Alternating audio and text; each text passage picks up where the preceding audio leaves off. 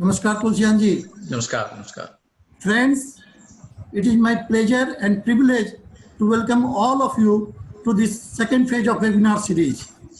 Today, our nation is celebrating the National Technology Day on 11th May 1998. Under the leadership of our beloved Bajpayee ji, India successfully conducted its first nuclear test at Pokhran, Rajasthan. Today, with the help and advancement of technology in taxation, we reached at the stage of e-assessment. But the taxpayers experienced gross violation of natural justice in day-to-day income tax proceedings. Thus, our today's subject is application of natural justice in income tax proceedings. And the Galaxy speaker we have is Mr. Sajjan Kumar Tulsiyan, a well-known senior tax advocate of the country. Though he needs no introduction, but for our pleasure, I read out his brief profile. Sri Sajjan Kumar Tulsiyan, aged 69 years, is practicing advocate for past 44 years and has been in practice as a leading tax consultant of the country all these years. He is a leading taxpayer and highest individual taxpayer of West Bengal. He is also the president of Income Tax Bar Association, Kolkata, the Vice President of Tax Advocate Association of Bengal, and the Chief Convener of Income Tax Settlement Commission, Bar Association, Kolkata chapter. He is widely known, loved, and respected in the tax fraternity, both in the department as well as by the fellow professionals. He is regarded highly for his down-to-earth behavior and warm fellowship. He has a vast knowledge of the law, backed by his rich experience of having appeared in various cases of complex and diverse nature before all department authorities, tribunals, and settlement commission throughout the country at wide length. He has to his plate hundreds of reported cases on several issues pertaining to direct tax, and you will find that in all the leading taxmen ITR. He has been a speaker in several workshops and conferences and contributed articles on tax-related subjects. He is a true professional in its strict sense and does not believe in keeping things pending. He is a sincere and self-made man and has become one of the leading tax consultants of the country by his hard work and devotion. He is blessed with two sons. Elder one is a chartered accountant and now in practice, and the younger one also is a practicing advocate. His office is situated at 24 Park Street, Kolkata, and the firm name S.K. Tulsiyan and Company. Sir, with this brief introduction, I request our Galaxy speaker, Sri Tulsiyan ji, to address today's subject matter. And I request CA Rajesh Kumar Agarwal for further proceeding. Thank you. Tulsiyan ji. Yes, thank you, Kakra Sahab. Thank you, Rajesh ji. Thank you, Legal Relief Society, for affording me this opportunity to be the part of your webinar deliberation. A subject which has been asked to be addressed today and share my thoughts with all of you is truly a very important subject and is relevant in almost all proceedings, whether litigating or otherwise. The subject which we are dealing today is the principle of natural justice and its application in Income Tax Act. We are all aware that we are a democracy and taxation is the preserve of legislature. We have a constitution, and Article 265 of the constitution mandates that no tax shall be levied or collected except by authority of law.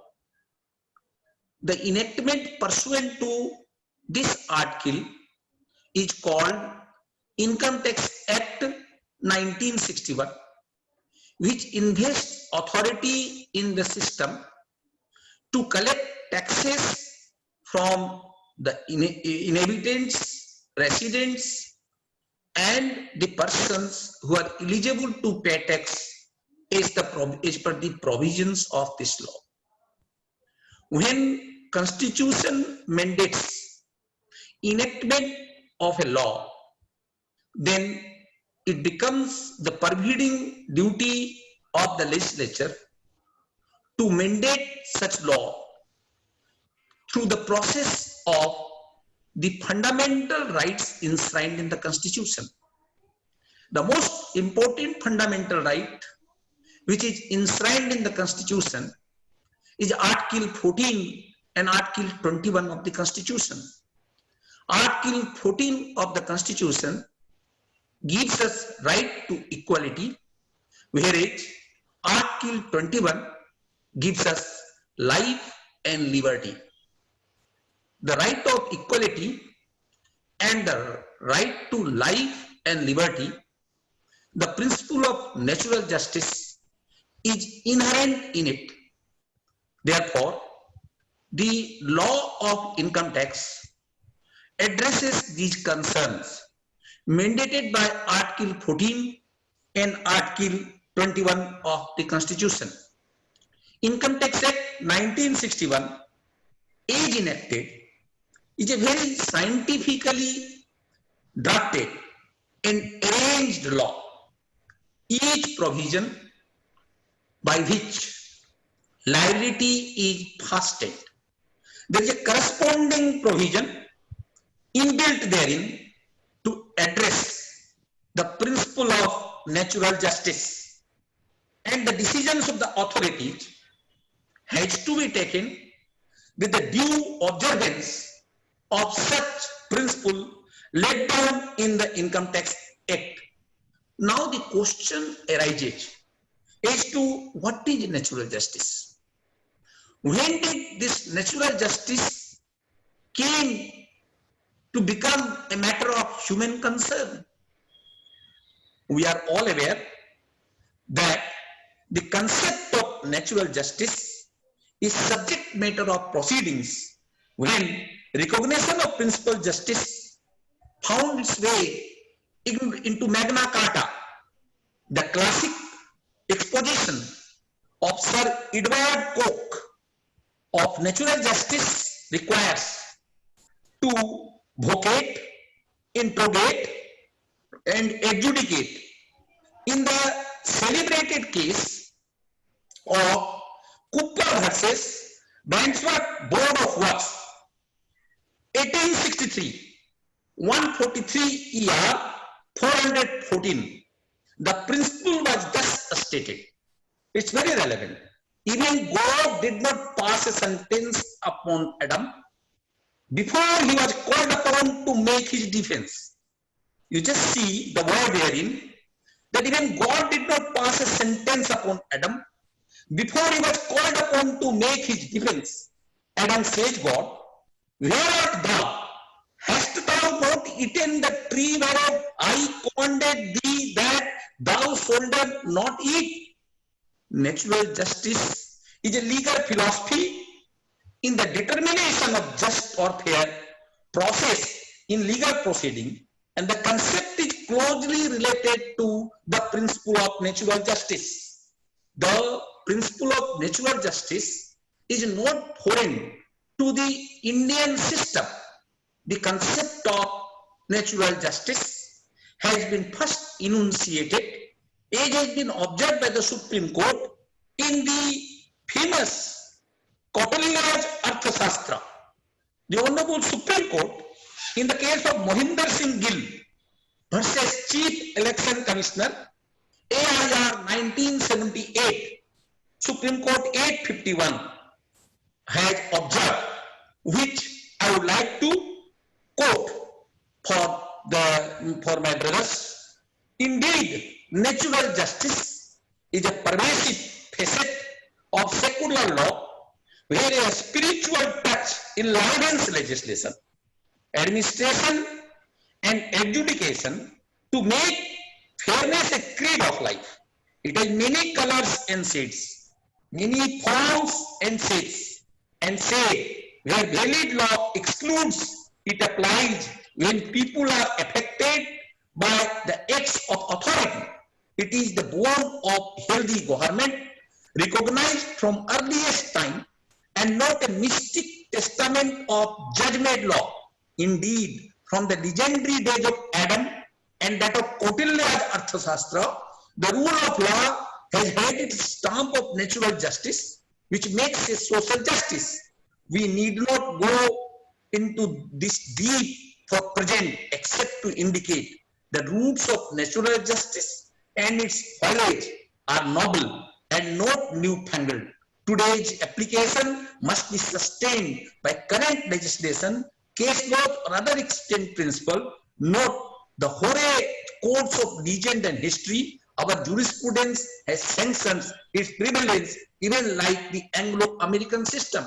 So the Supreme Court most ostensibly described that in the case of Adam and even in the case of Kautilya, this philosophy of natural justice was inbuilt in our system, and now no law is complete without the principle of natural justice. Its applicability may differ from place to place, system to system, a statute to a statute, but its inherence cannot be denied under any system. So, this principle of natural justice forms an integral part of all procedural laws for fairness and justness. There is no fixed connotation to straitjacket formula to this concept.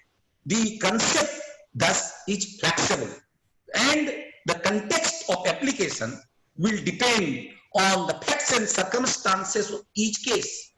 What will be the application of principle of natural justice will depend upon facts and circumstances of each case. This has so been held by Honorable Supreme Court in Maharashtra State Financial Corporation versus Suvarna Mills and another 5 Supreme Court cases 566, and Union of India versus Tulsi Ram 3 Supreme Court 398. This judgment of Tulsi Ram is very important, and I'll take you later on the very foremost requirement for the observance of principle of natural justice in the semi-judicial proceedings which the Supreme Court has laid down. The Supreme Court further, in the case of Kesar Enterprises versus State of UP 2011, 13 Supreme Court cases 733 has aptly opined the rules and principle of natural justice are not embodied rules, and that the phrase in itself is not capable of set of precise definition. The principle in essence implies duty to act fairly. So, principle of natural justice is nothing but duty to act fairly. What is principle or rule of natural justice? Actually, there are 2 rules of natural justice. These 2 rules of natural justice under the traditional English law are nemo debetassi judex in propria causa, that is, nobody shall be a judge in his own cause, and 2 audi altrum partem, hear the other side. Now, out of these 2 rules, the first rule has no application to the income tax proceeding, because as far as the first rule is concerned, the first rule says that nobody shall be a judge in his own cause. It means a person who gathers evidence, like in a criminal case, who gathers evidence? It is the police who gathers evidence. And then after gathering evidence, that evidence is put to the trial court. It is not that police who decides the case of a person who has been charged. But in an income tax proceeding, it is not so. In the income tax proceeding, it is your assessing officer who examines your return. It is he who issues notice under section 142(1) to you. It is he who conducts inquiry under section 142(2). It is he who issues notice to you under section 142(3). And it is he who, after analyzing your reply, decides to either accept it or to reject it and to proceed to frame under order under section 143(3). It is the income tax department who conducts searches on you. It is the income tax department who conducts survey on you. It is the income tax department or the assessing officer who examines you under section 131, who examines witnesses under section 131, who calls for informations under section 133(6). All these things are done by the department or the assessing officer himself. But he utilizes all these evidences which he has collected against you himself. So this principle of natural justice, first principle of natural justice, that nobody shall be a judge to his own cause, has no application to the Income Tax Act. However, the second rule, which is very important, is audi altrum partem. This audi altrum partem is a philosophy of natural justice, that hear the other side. All that you have done, all that you have collected, all that you have gone into, all that you want to utilize against me, you have to put that to me before utilizing the same against me. Now, this audi altrum partem in the income tax proceeding is recognized under the Constitution of India in Article 14 and 21 of the Constitution, that nobody should be condemned unheard. The Honorable Apex Court has listed out the principle of audi altrum partem in the famous judgment of Union of India versus Tulsi Ram, 3 Supreme Court cases, page 398. The judgment says that a person against whom an order to his prejudice may be passed should be informed of the allegation and charges against him. That is the first duty of the officer, that he should inform the person of the allegation and charges against him. He be given an opportunity of submitting the explanation thereto.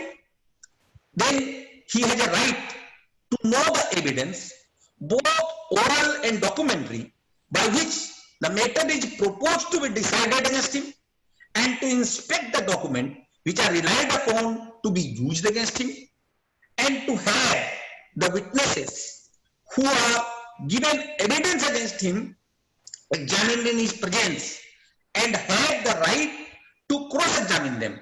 This is a very important point which must be noted, and all of you who practice income tax, it's very relevant for you, because the Supreme Court says that not only such a witness whose testimony is going to be used against him, he should be allowed an opportunity of cross-examination. It also says that should be examined before you, and after examining him before you, he should be allowed to be cross-examined by you. Now, what do we see normally?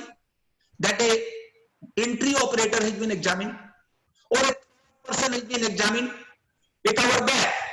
Certain statements have been recorded. Those statements are utilized for framing of the assessment. Sir It will sir come. It is requested, हाँ, थोड़ा सा अपना mic ना दूर कर लीजिएगा, okay okay okay. Voice break हो रही है बीच बीच में। अब ठीक आ रहा है? हाँ, नाउ इट्स ओके। अब ठीक। So the basic requirement is that not only the person who is a witness against you should be examined in your presence, he should also be allowed to be cross-examined by you at that time itself. If a statement has been recorded behind your back, that is not good material for cross-examination also. So therefore, the cross-examination presupposes that a person whose evidence has been taken against you should have been examined in your presence so that you could see whether that person has been coerced to make that statement, whether that person has been created to make that statement, whether that testimony of that person is voluntary, whether the testimony of that person is impartial, whether that person who is being examined is being assessed by the same assessing officer and therefore he can be pressurized, whether the ADI who is examining him has threatened him with some dire consequences or to take some action against him so that he is prejudiced and is making certain statement against you, and thereafter with that fear he is again confirming that in the cross-examination thereafter. So the Supreme Court has said that examination and cross-examination both should go simultaneously in the same proceeding. Otherwise, the value of cross-examination is completely lost. Then the person affected should be given an opportunity to lead both oral and documentary evidence in support of his defense. So these are the basic elementary things which the Honorable Supreme Court laid down in Tulsi Ram's case, reported in 1985, 3 Supreme Court cases, 398. You are well aware that the apex court was seized with a situation where there was no provision for giving an opportunity of being heard. There was a very famous case where the passport was impounded. This affected the right of the person to travel throughout the world on that passport. There was no provision for allowing an opportunity of being heard before impounding the passport.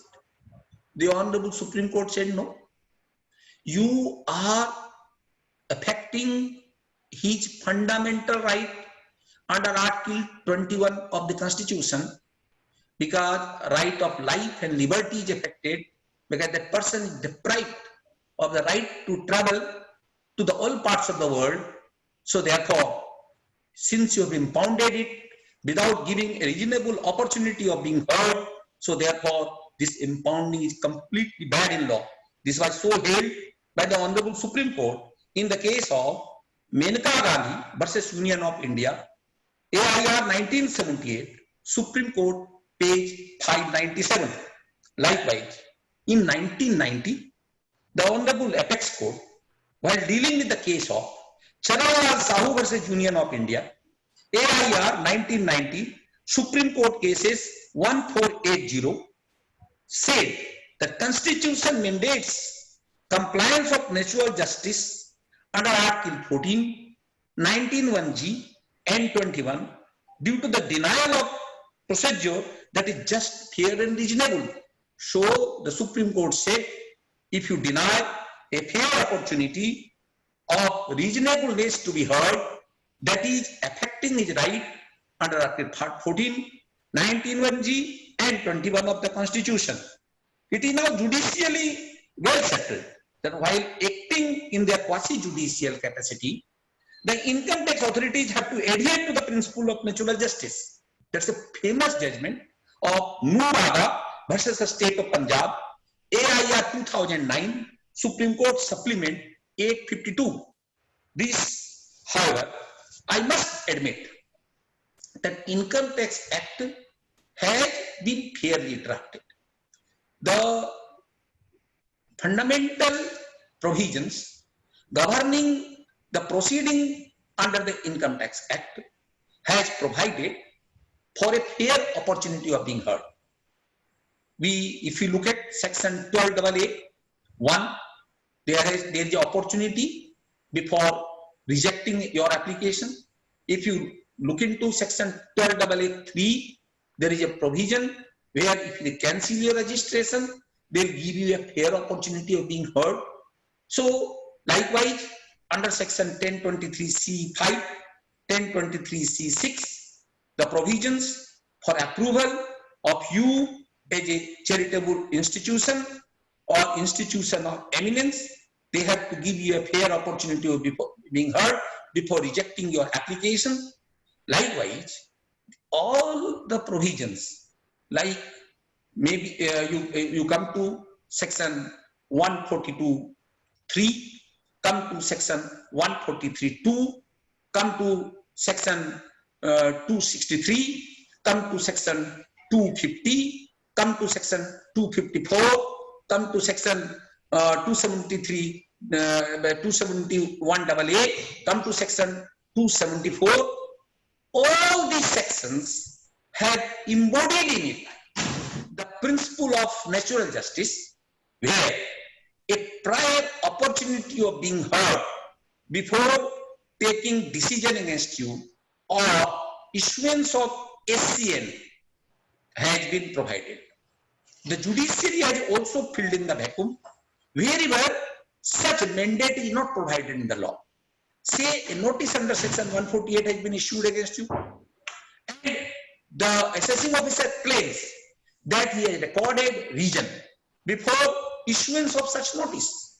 So the Supreme Court judgment mandates that you will file your return, ask for the copy of the region recorded, and then you will file the region reply why that region recorded is not valid.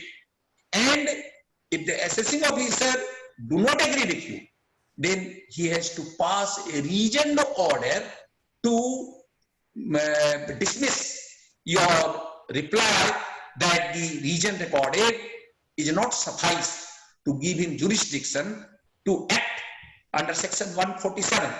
So wherever there was a gap that has been filled in by the judiciary, you all are aware of the Supreme Court judgment in the case of this C.V. Gautam, where it was a case of where the acquisition has taken place. That is case of C.V. Gautam versus Union of India and others, 1993, one Supreme Court cases 78, where in the process of acquisition, the property was acquired, and the property was acquired on the basis of the valuation report submitted by the departmental valuer. A proper opportunity post submission of that valuation report was not granted in this case, in C.V. Gautam's case, because there was no such provision to do so, and therefore the property was acquired.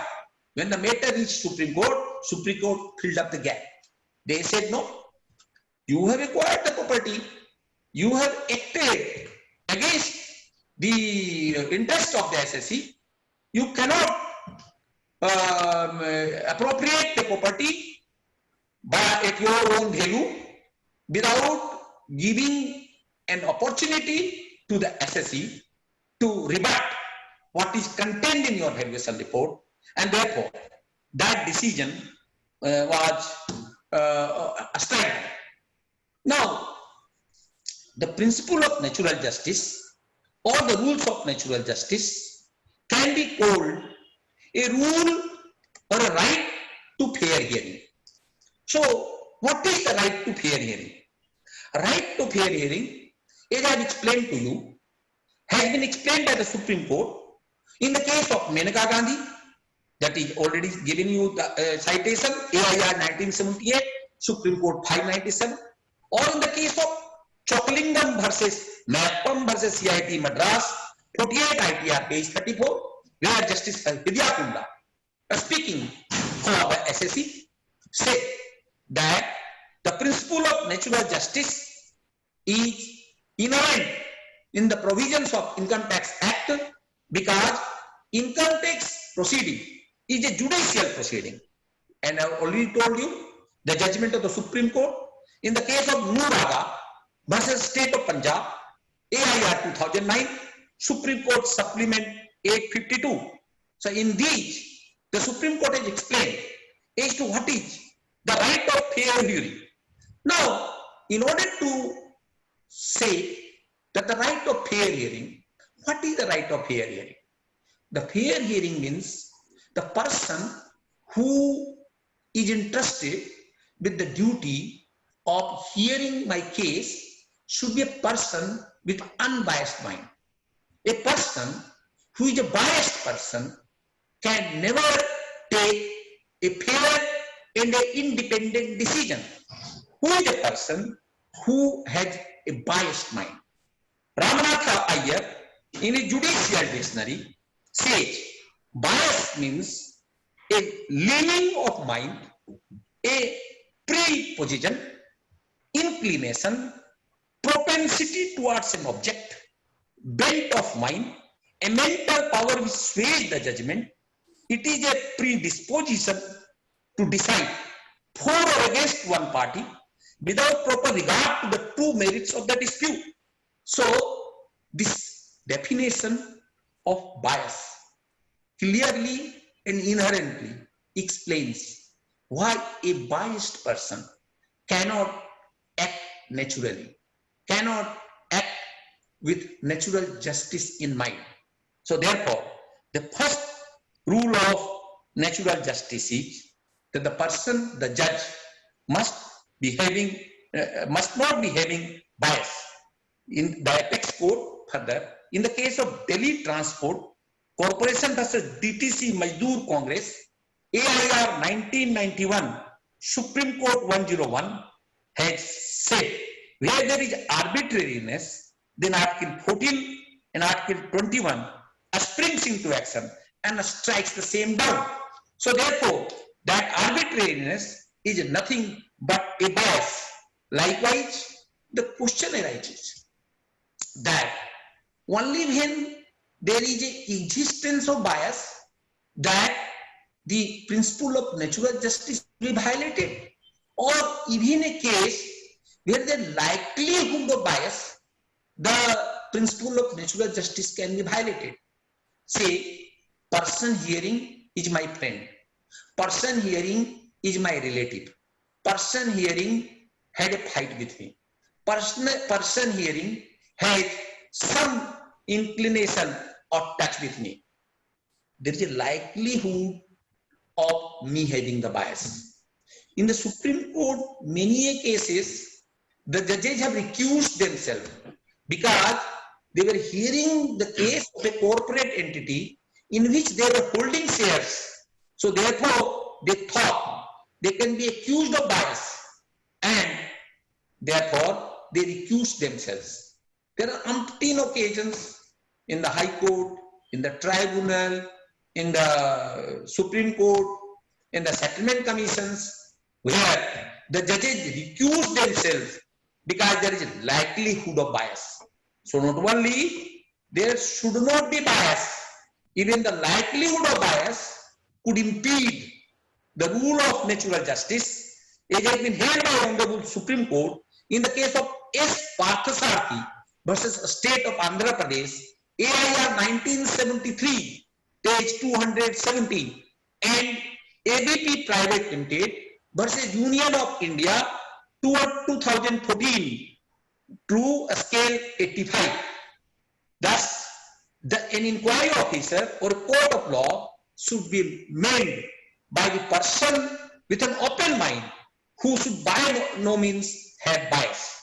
Second very important point which has to be kept in mind in the case of observing the principle of natural justice is a reasonable opportunity to present one case must be granted. Now, what is a reasonable opportunity? Say, you have issued a so called notice to me. In that so called notice, you say that you will pass a 263 order against me. But you have not listed out clearly as to on what ground you want to invoke your jurisdiction under section 263. Such a SCN can be struck down on the ground that the principle of natural justice has not been observed. There may be another scenario where a show-cause notice has been issued to you for imposition of penalty, but you have been granted only 2 days time to respond to that. You have been given too short a time. So therefore, the principle of natural justice is violated because there should be given reasonable time to respond to that. Therefore, the very important facet is that a proper opportunity of being heard must be given. The question is, even the non-grant of adjournment in a proper case may amount to not granting proper opportunity of being heard. Say, I have been issued a questionnaire that requires collection of lots of evidences by me. Maybe from the registrar of assurances, I have to collect an evidence. Maybe from bank authorities, I have to collect an evidence. Maybe I have to travel to Rajasthan to collect an evidence. So I require here a reasonable amount of time. So therefore, I have given 7 days time. I need 1 month's time. So I ask for an adjournment. If an adjournment is not, but the adjournment letter must specify why do you need time. And if your prayer is right, he must grant you reasonable time. Otherwise, the refusal to reject your or grant you adjournment will amount to not affording you not adhering to the principle of natural justice. So there are situations where you can see that the principle of natural justice has been violated. The third important facet of the principle of natural justice is party must be put to notice. Now, unless a notice is given to you, how do you respond? The fair hearing to a person can be possible only by proper notice. The Latin word of notice is notitia. The Income Tax Act recognizes the value of service of a proper notice. Section 282 to section 285 of the Income Tax Act prescribes how notices are to be served. The Civil Procedure Code has been brought in order to say as to how the notices shall have to be served. Although section 292BB does talk about a situation where a person appears without the service of notice, then it is treated that you have waived the requirement of notice. But under the Income Tax Act, the provisions of service of notice has been well appreciated in section 292 to 285 of the Income Tax Act. Honorable Supreme Court, in the case of Biko Lorry Limited versus State of West Bengal, 2009, 10 Supreme Court case, page 32, has observed that the minimum requirement in a notice should be, the notice should be specific. It should specify 3 ingredients. What are those 3 ingredients? Time, place, and nature of hearing. The time at which the notice hearing take place, place at which the hearing will take place, and nature, what type of hearing you want to have. These are the first, this is the first element. Second is legal authority under which hearing is to be held. That person must be legally authorized to conduct the hearing. A inspector cannot issue a 143 to notice to you. Nor a commissioner of income tax can issue a notice to you under section 143(2). It is the assessing officer who will issue notice under section 143(2). Likewise, a 263 notice cannot be issued to you or additional commissioner of income tax. It has to be issued by either the commissioner of income tax or principal commissioner of income tax. So, the legal authority under which the notice is served has to be also clearly stated, and a statement of specific charges which a person has to meet. This notice should not be a barred notice. It should contain the charges against you. It should contain the requirement which you have to meet while you appear against the said notice. So these are the three basic requirements which the Honorable Supreme Court in Biko Lorry Limited versus State of West Bengal 10 CC 32 has held so. So the notice should be specific and unambiguous, has also been acknowledged by the Supreme Court in Umanath Pandey versus the State of UP, 12 Supreme Court cases, page 42-43. So time and again you see Maruti Suzuki India versus additional CIT 192 taxman, page 317. Delhi High Court said that a cryptic order sheet noting would not amount to a proper so called notice. Say in the order sheet somebody noted this. This cryptic order sheet noting has been held not to be a so called notice. So therefore, such sort of notings also does not amount to giving you a fair opportunity of being heard. Likewise, in CCE versus ITC, 2 Supreme Court cases 38, Supreme Court held SSC should be asked to show cause as to why he should not be visited with higher tax before such levy. So, if a higher tax is to be levied, a proper notice to that effect shall have to be given. I have already explained to you the case of CB Gautam versus Union of India, where the acquisition was held to be illegal because the proper notice was not given. The next facet of the principle of natural justice is a right to rebut evidence. This right to rebut evidence is one of the most important elements of the principle of natural justice. The opportunity to rebut evidence necessarily involves consideration of the following factors. 1. Right to inspect and rebut all documents of the department. That's your first right. That all those documents on which the authorities rely upon must be allowed to be inspected by you, and if you want a copy of that, that should also be given. And right of cross-examination. That is another very important right to rebut. And third is right of legal representation. Wherever applicable, right of legal representation is a must. Now, right of disclosure of document. What is that right? That elementary principle of natural justice is that SSC should have the knowledge of the material which is being used against him by the assessing officer, so that he may be able to meet it. Say, a notice under section 133(6) has been issued, or several notices under section 133(6) has been issued, and lots of material has been collected. Or a person has been commissioned, and in that commission, his expert opinion has been taken.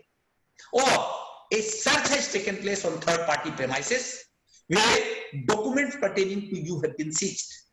Or a survey has taken place on third party in which the documents pertaining to you have been seized. As far as your own search and seizure in section 133A is concerned, there also may be a situation that certain documents, certain papers, certain materials have been seized, and you are called upon to explain that. In all such scenarios, you have a right to receive those documents and copy thereof, or to inspect and ask a copy thereof before you can respond to them. So that is your first fundamental right of the disclosure of document. Without that, if those are not provided to you, your principle of natural justice has failed. It has been so held in so many cases. DC Mills versus CIT, AIR 1955, Supreme Court 65, Ramchandar versus Union of India and others, 1986 Supreme Court cases 4, page 12. Then Dhakesturi Cotton Mill, famous judgment, 1955, AR 65, Janakinath Sarangi versus State of Orissa, 1969, 3 Supreme Court cases, 392. Sanjay Mehta versus ACIT, and Subha infrastructure, and so on and so forth. So this is the elementary requirement of the principle of natural justice. Second is right of cross-examination.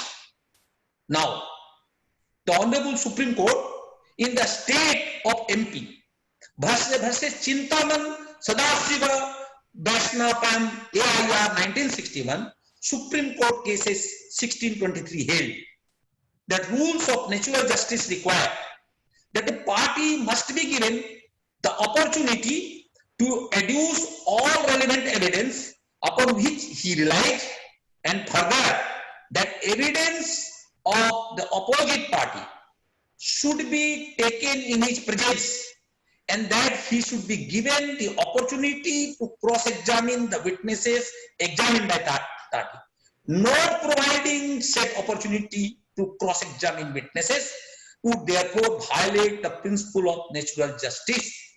So, time and again Supreme Court is saying that if you rely upon certain testimony, that testimony cannot be relied upon.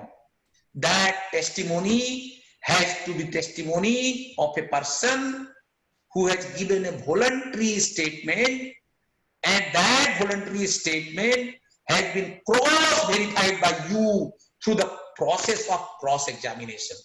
Otherwise, that piece of a statement do not become an evidence. This has been so stated in section 142(3) also. If you read section 142(3), it says that whatever material has been collected by the assessing officer under section 142(2), all those materials shall have to be provided to you unless he is proceeding under section 144. And after that, he is giving your opportunity, after hearing from you, after culling the evidences and my reply, he will find out what is reliable for becoming a relevant material for the purpose of framing an assessment under section 143(3). So, this right of cross-examination is an integral part of the judicial decision-making process. Therefore, when one side is represented by trained officer, it will be denial of natural justice to refuse representation by a lawyer to the other side. Now the question arises whether a lawyer will be allowed to be present in course of such examination and cross-examination. The Supreme Court says yes, because there is a trained officer who is fully aware of the provisions of Income Tax Act, whereas an HSE, he hardly knows the provisions of Income Tax Act. So therefore, he has to be given the assistance of a lawyer if he desires so. So therefore, assistance of the lawyer wherever is desirable is a pre-requirement. This has been so held by Supreme Court in the case of Kalindi versus Tata Loco and Engineering, AIR 1960, Supreme Court case 914. So therefore, the Supreme Court clearly says right to be represented by a lawyer in such proceeding, whether a liability can be fastened on you, and you being a layman and the officer being a trained person, you have a right to be represented by a lawyer. Yet another requirement of the principle of natural justice is the right to a speaking order and providing of reason. Now, many cases in 2 lines, orders are passed, crores of rupees are added, no reasons are given. The unambiguous opinion is that such orders are bad in law, they are not sustainable. The reason why a region order needs to be passed has been earmarked by Supreme Court in the case of Woolcombers of India Limited versus Woolcombers Worker Union, AIR 1973, Supreme Court 2758. Supreme Court says why passing of a region order is necessary. Supreme Court says, in the first place, it ensures the application of mind by the decision maker to the material before them, which will be reflected in the region given. A non-speaking order does not do this. The exercise of giving regions prevents prejudices from creeping into the decision-making process. The decision maker is forced to examine the material and apply appropriate principle to the decision. So the Supreme Court is very, very clear as to why a speaking order is necessary. Because if you have issued a so-called notice, you have submitted a reply, you have met all that which was alleged, then before he passes a region order, he will have to evaluate all of them and have to give reason why is finding your explanation not satisfactory to still sustain the addition. So therefore, the reason for passing of a speaking order, first reason has so been stated by the Supreme Court. Second reason stated by the Supreme Court is, second, it is well-known principle. The justice should not only be done, but should also appear to be done. Unreasoned conclusion may be just, but may not appear to be just to those who read them. Reasoned conclusion, on the other hand, will also have the appearance of justice. Say, addition is just, but there is no reason given. So whosoever will read it will not read the mind of the assessing officer, will not know the reason why the addition has been passed in. So it will look that is the unreasonable order. So Supreme Court says such order also cannot be sustained. So therefore, even if the addition is just, the reason has to be given and there has to be explanation as to why the addition is being made. The third reason by the Supreme Court for a region order is, thirdly, a judgment which does not disclose the regions will be of little assistance to the court, because when his order is appealed against, from the order, the court is not able to know as to why the region order has been passed. The court will have to wade through the entire record. The court has to wade through the record. Court has to start from zero and reach to the top to find out why the order has been passed. The decision of appeal is right or wrong. In many cases, this investment of time will be saved if the reason are given in support of the conclusion. Thus, the very to a great extent, barred orders render the remedy in appeal nugatory. So, the Supreme Court says that you are actually encroaching upon the time of the court and forcing the judge to look into each and every page of the documents as to why you have reached that conclusion. If you have not passed the region order, in that process, you are killing the time of the court. So many other things they could have disposed of. But because you passed the unregioned order, therefore they have to do it. So they say such orders are not sustainable orders. This issue has also been examined for the reasoning to be properly given by the Honorable Supreme Court in the famous judgment of ITO versus Lakshmani Mevalal Das, 1976, 103 ITR 437, where the Honorable Supreme Court appealed that, as stated earlier, the reason for formation of belief must have a rational connection with or relevant bearing on the formation of belief. Rational connection postulates there must be a direct nexus or live link between the material coming to the notice of the income tax officer and the formation of his belief that there has been escapement of income of the assessee from the assessment in the particular year because of his failure to disclose fully and truly all material facts. It is no doubt true that the court cannot go into the sufficiency or adequacy of the material and substance its own opinion, substitute its own opinion to that of the income tax officer on the point as to whether action should be initiated for reopening of the assessment. At the same time, we have to bear in mind, it is not any and every material, howsoever vague and indefinite or distant, remote and far-fetched, which would warrant the formation of belief relating to the escapement of income of the SSE from the assessment. So you can see how the Supreme Court mind is acting.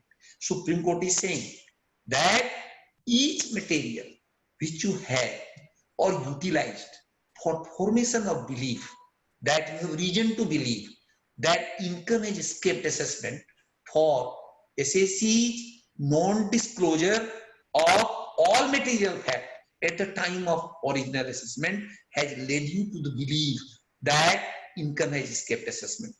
So the Supreme Court says unless you put it through in the region recorded, that region will not be valid, because you cannot supplement that region, you cannot reinforce that region, you cannot bring fresh material in that region. So therefore, that region has to be complete. That region must bring out why the income has escaped assessment. There has to be live link and nexus between the formation of belief and escapement of income. So, recording of region for reopening has been emphasized by the Supreme Court in the case of Lakshmani Das Newalal. This has been reiterated against by the Supreme Court in CIT versus Kelvinator of India Limited 328 ITR 561. And also see ITO 116 versus Technoscale India Private Limited 92 Pretextment.com 361 Supreme Court. So this belief of the highest court in the land that a well-reasoned order, a well-speaking order, bringing out all the materials to reach a conclusion must be brought out scantily in the order in order to uphold the validity of that order. You have already discussed to you in the case of Maneka Gandhi's judgment also, Supreme Court said so.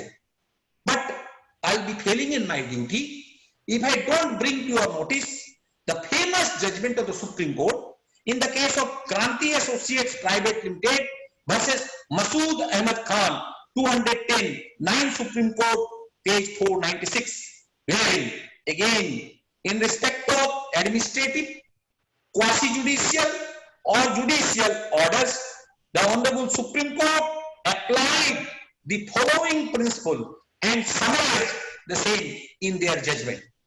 I'll read out that also for the benefit of all the participants. It says, summarizing the above discussion, this court holds. What does it hold? A. In India, the judicial trend has always been to record regions, even in administrative decisions. If such decisions affect anyone prejudicially, then it says B. A quasi-judicial authority must record regions in support of its conclusion. Then D. In C. Insistence on recording of region is meant to serve the wider principle of justice, that justice must not only be done, it must also appear to be done as well. D. Recording of region also operates as a valid restraint on any possible arbitrary exercise of judicial and quasi-judicial or even administrative power. C. Regions reassures that discretion has been exercised by the decision maker on relevant ground and by disregarding extraneous consideration. If region have virtually become as indispensable a component of a decision-making process as observing principle of natural justice by judicial, quasi-judicial, and even by administrative bodies. G. Region facilitate the process of judicial review by Supreme Court. H. The ongoing judicial trend in all countries committed to rule of law and constitutional governance is in favor of region decision based on relevant facts. This is virtually the life blood of judicial decision making, justifying the principle that region is the soul of justice. Judicial or even quasi-judicial opinion these days can be age different as the judges and authorities who deliver them. All the decisions serve one common purpose, which is to demonstrate by reason that the relevant factors have been objectively considered. This is important for sustaining the litigants' faith in the justice delivery system. J, the insistence on region is a requirement for both judicial accountability and transparency. K, if a judge or a quasi-judicial authority is not candid enough about his or decision-making process, then it is impossible to know whether the person deciding is faithful to the doctrine of the precedent or to the principle of incrimination. I, reasons in support of the decision must be cogent, clear, stinting. A presence of region or rubber stamp region is not to be equated with valid decision-making process. And it cannot be doubted that transparency is sine qua non of restraint on abuse of judicial powers. Transparency in decision making not only makes the judges and decision maker less prone to error, but also makes them subject to broader scrutiny. Then N, since the requirement to record region emanates from the broad doctrine of fairness in the decision making, the said requirement is now virtually a component of human rights and was considered part of the Shatbag jurisprudence. O, in all common law jurisdictions, judgment play a vital role in setting up precedents for the future. Therefore, the development of law, requirement of giving reasons for the decision is the essence and is virtually a part of due process. You can see the judicial mind. How beautifully Supreme Court has laid down this A to O, all the basis for saying that why a order has to be a well-reasoned order in order to uphold its judicial verdict. It says the judgments of all the tribunals, High Court, Supreme Court, these are having judicial precedent.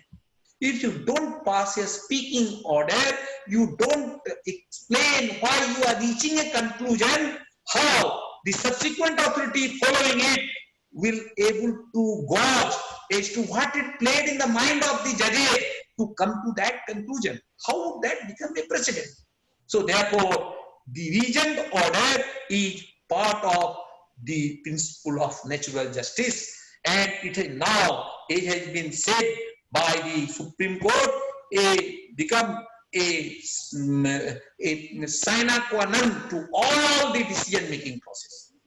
So therefore, this principle of natural justice is embodied in a well-reasoned order.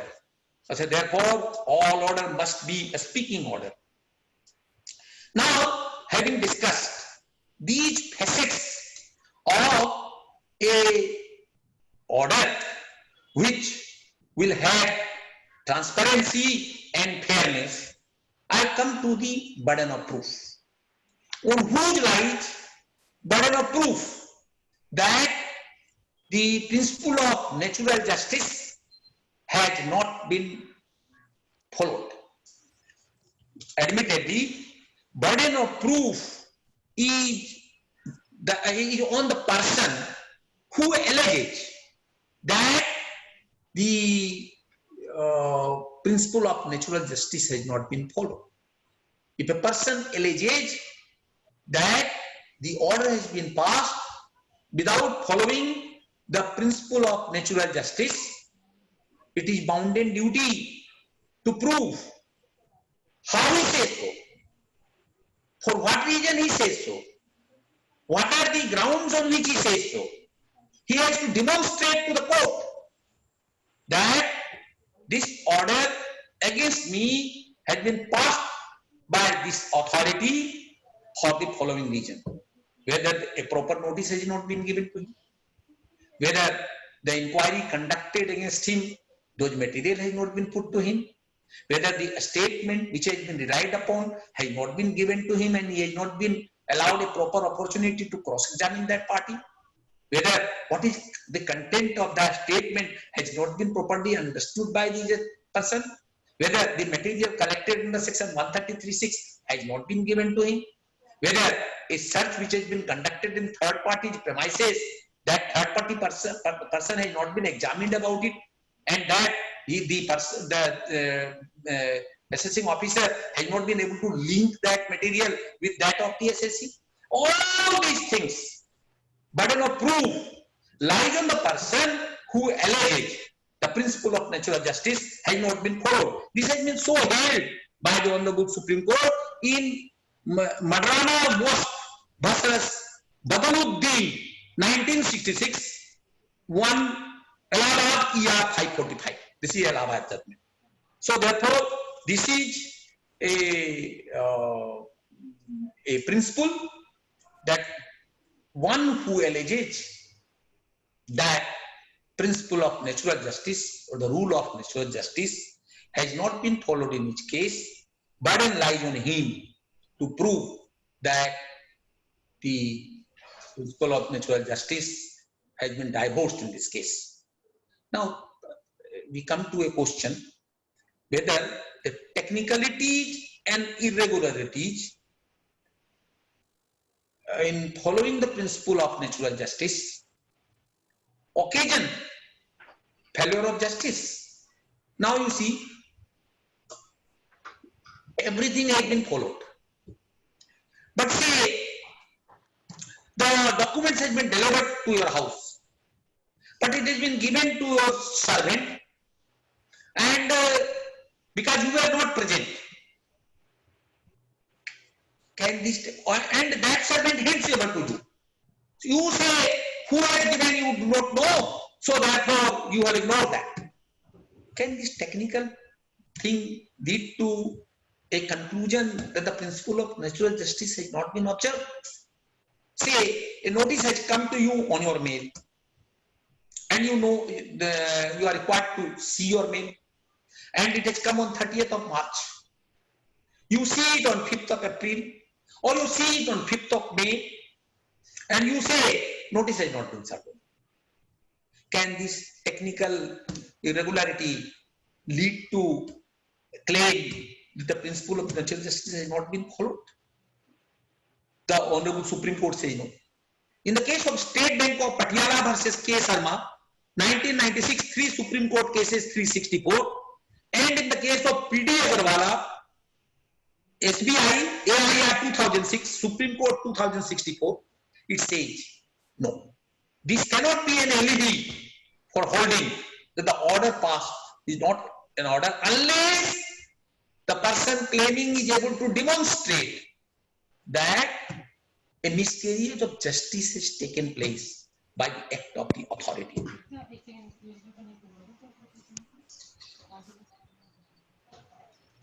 Now, I come to the consequence of the vitiation of the natural justice. So far I have discussed with you as to what is natural justice, what will happen if the natural justice has not been delivered. I have also discussed with you the burden of proof, technical non-compliance. Now I come to the consequence leading to the vitiation of the natural justice. Will the order passed without following the process of natural justice be bad in law and a nullity, or it is an irregularity which can be cured? As far as this issue is concerned, there can be both situations. If the order passed without following the principle of natural justice vitiates the jurisdictional requirement, then the order will be bad in law. Say, they have relied upon a statement, and entire assessment is based on that. You have asked for the copy of that statement, that has not been given to you, and a reliance has been placed on that statement. The entire order is based on that. So therefore, the jurisdictional requirement has not been made. Therefore, that order shall become a order which is bad in law and will be quashed. But say certain documents has been utilized to which you have not asked for, but the authority were duty bound to supply it to you. So the order has been passed without supplying it to you, and you have not asked for it. Will the order become bad in law? No. Order will become irregular and will be set aside. And you will be given an opportunity to examine the document, submit your explanation, and then a fresh order will be passed. So therefore, there are both the consequences arising as far as the vitiation of the proceeding is concerned. The Honorable Supreme Court has said so. Supreme Court says that depending upon facts and circumstances of the case, the violation of principle of justice may or may not invalidate the order. That is State of Odisha versus Dr. Miss Bina Pani Rai, 1967, two Supreme Court reports, page 625. And in the case of State Bank of Patiala versus S.K. Sharma, AIR 1996, Supreme Court 1669, and if you come to the judgment of Grindlage Bank, in the Grindlage Bank versus ITO, 3 taxmen, page 38. So I have told you that these are the consequence of not following the principle of natural justice. Now, a issue arises whether in all cases the principle of natural justice has to be compulsorily adhered to. The answer is no, because there are exceptions to the principle of natural justice. These exceptions to the principle of natural justice can be culled into the following situations. Doctrine of necessity. Where there is a doctrine of necessity, the exceptions are there to the bias. Law permits certain thing can be done as a matter of necessity. In the case of emergency, that is doctrine of absolute necessity, such situations have been permitted by the statute and the Supreme Court. There is a certain exceptions provided in the statute itself. Now the question arises, if those exceptions are provided in the statute, so in the Right to Information Act, you ask for certain document or relating to certain investigation, certain state secret, certain other things, they are all denied to you. You can challenge that in the court, but the court can hold for or against you. But if a legislation is there, that will be falling into exception. Exception in the case of Legislature Act. If a legislature frames an act, you cannot ask that you have a right under the principle of natural justice to be asked to know about the framing of such a legislation. So therefore, that is an exception to the principle of natural justice, because legislature are sovereign. They can frame a law, and when they frame a law, you can challenge that law on the ground of its constitutional validity in the High Court or the Supreme Court, because these are constitutional courts who decides whether a statute is good or bad on the touchstone of the Constitution. So the virus in a law can be addressed through the court, but the legislature cannot be asked to give you an opportunity before legislation. In the case of confidentiality, there are many state secrets which are confidential. There are many information relating to the enemies, many information relating to friendly states, many information relating to those who act against the nation. All these matters are confidential. They cannot be revealed. Therefore, the principle of natural justice does not apply, except in the case of emergency. say internal emergency or an external emergency has been declared, the Constitution debars you from claiming this principle of natural justice, except the case of academic evaluation. Say you are a student and you have appeared for an examination, and you have the examiner has granted you marks. That is his right of evaluation. You cannot challenge, you cannot ask him that why did you award me so much of mark. So therefore, these are exceptions to the rule of natural justice. So these 8 expulsions I have demonstrated, and these rules of natural justice are indeed a great assurance to justice and fairness. The underlying objective of the rule of natural justice is to ensure the fundamental liberty and right of individual are protected. The aim is thus to not only secure justice but also prevent its miscarriage. See P.D. Dinakaran versus Judges Inquiry Committee 2011, 8 Supreme Court cases, 380. Court have, however, at the same time emphasized time and again that the rules of natural justice are flexible and their application varies from a state facts of each case and a statutory provision that are applicable. See Union of India versus Tulsiram, 3 Supreme Court cases, 398. Natural justice is thus a humanizing doctrine, which is a summation and approach a hearing by an unbiased and impartial authority who must take objectively. So this is what I wanted to talk to you in respect of the rule of natural justice, which is the part of the Income Tax Act, and how determination of income under the Income Tax Act, if not done in consonance with the principle of natural justice, will have such orders strike down. Thank you. Thank you, Tulsianji. Yes. Before we give the vote of thanks, we'd like to take the question and answer. Yeah, of sure. participants. Yes. Rajeshji, please help. Okay, so should I read, or sir you will read in chat box, or answer? No, you read and Okay, sir, I am reading, sir.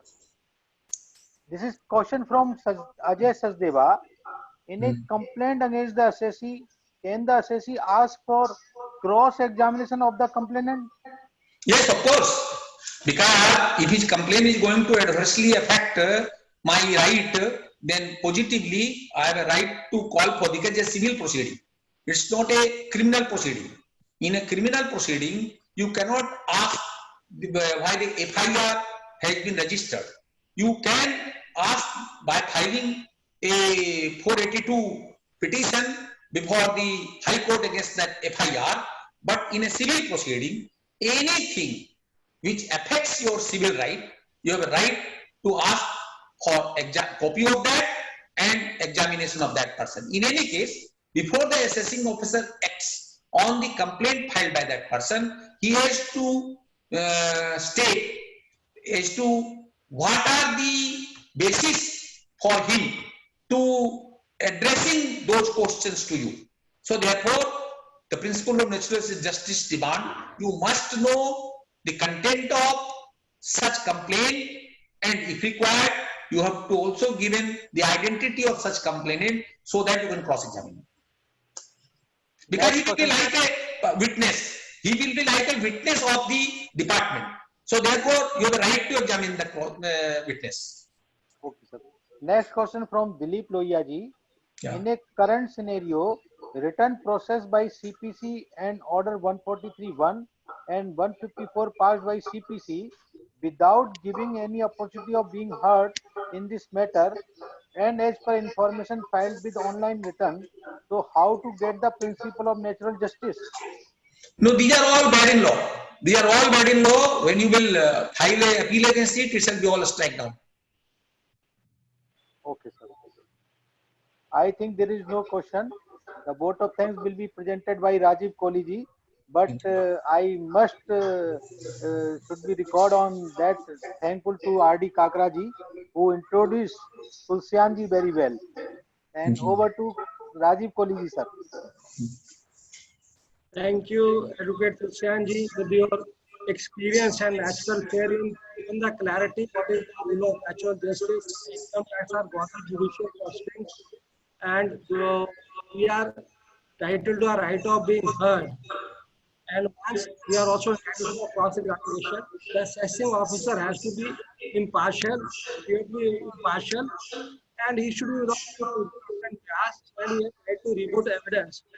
And the speaking order has to be given. The instance or recording of reasons have to be very clearly and needs to be explained. Otherwise, it becomes a very arbitrary and whimsical order. And if the discretion has to be held, he has to show what he made to do that discretion on his part. And thank you very much for writing the exceptions to the right of natural justice from necessary emergency confidentially are there.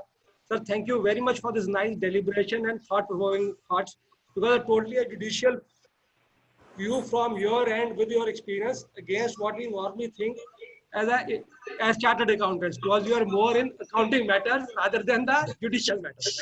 Thank you. Thank you very much, sir. Thank you. My pleasure. Thank you. Thank you once again to all of you. And thanks to R.N. Das Saab, former DG, International Tax. Sir, would you like to add something here? I can only thank you for organizing it and Tulsianji for giving a classic subject like principle of natural justice.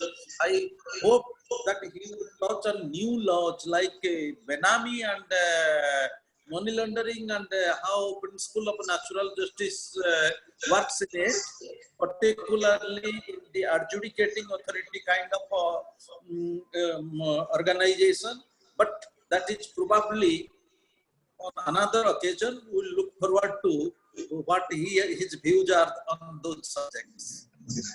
Thank you, Thank you, my friend. Thank you, Das Sahab. You have been very kind to me. So nice of you. You have spared time to be part of this deliberation and proceeding. Very so sweet of you. Thank you, Tulsian. Thank you once again, Kagra Saab. Boliye, sir. Thank you. Kagra Saab, please boliye, sir. हाँ, तुलसियान जी, एक मेरा question है, बोलिए ना। कि एक SSC है, government servant है, यस, प्रिवेंशन ऑफ करप्शन के अंदर में उसका एफआईआर हो गया है, यस, लेकिन उसके साथ में उसकी वाइफ को भी जोड़ दिया गया है एफआईआर एक्यूज, तो उस केस में फिर इसमें जो पीरियड लिया जाता है वो पीरियड लिया गया 2005 से 2013, यस, और उस वाइफ का पेंडिंग असेसमेंट है 2004 का, तो क्या विवाद विश्वास में जा सकती है? बात ऐसा है कि विवाद से विश्वास में तो कहीं पर उस लेडी के अगेंस्ट में अगर क्रिमिनल प्रोसीडिंग नहीं है तो लेडी और डिमांड अगर लेडी के अगेंस्ट में है तो सी कैन गो, बट अगर प्रिवेंशन ऑफ करप्शन एक्ट के अंडर में उस ऑफिसर के अगेंस्ट में मतलब ऑर्डर पास हुआ है और सीबीआई का प्रोसीडिंग अगर चल रहा है तो ये डिबार्ड फ्रॉम विवाद से विश्वास स्कीम। एसएससी जा सकता है, एसएससी के लिए तो हो सकता है। This lady, if she is not a co-accused and a charge sheet has not been filed against, because what is the point at which you are developed? Mere an FIR is not the ground for not invoking your right to go in विवाद से विश्वास. If a charge sheet is filed, then this will lead to a proceeding against you under the Prevention of Corruption Act. Okay, thank you.